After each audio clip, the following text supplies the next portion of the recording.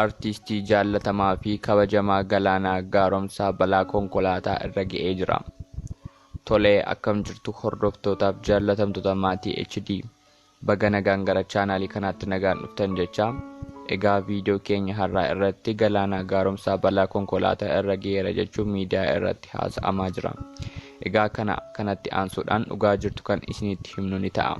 Egaa warreen chaanaalii keenya kanaaf haaraa taatan yoo jiraattan subscribe gochuun, warreen maatii taatan ammoo viidiyoo kana like gochuun nu faana akka taatan kabajaan isin gaafadha.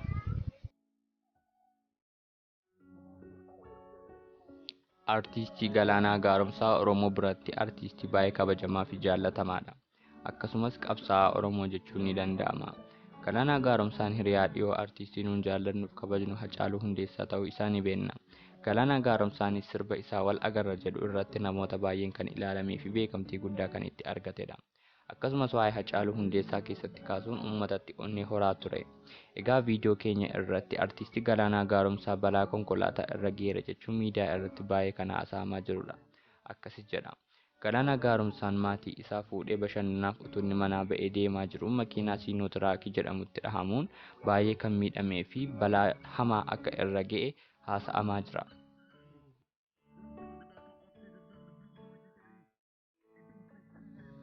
Garuu kana seeraan qorannee gaafa bira geenyu maddi isaa beekamaa miti.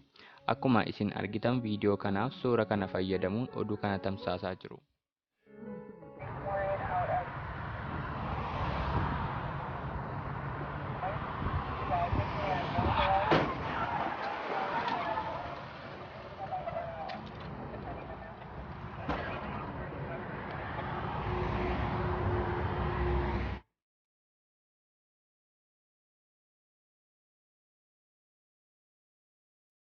Egaa kun dhugaa irraa kan fagaate ta'uu isaa asuma irraan isinitti himna.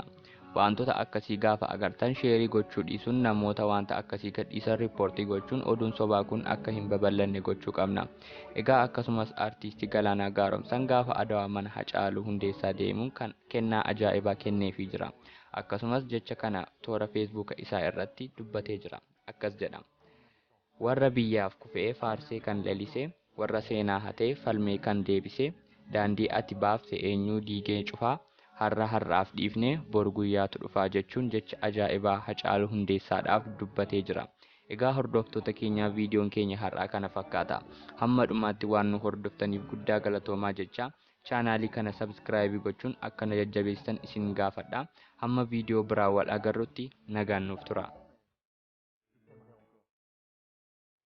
Gammoojjiin taa'iin jedheeni baddaattiin si baase kaahee sholee dammolee lafaan adeemtuu jedheeni mataattan si baadhe kaahee.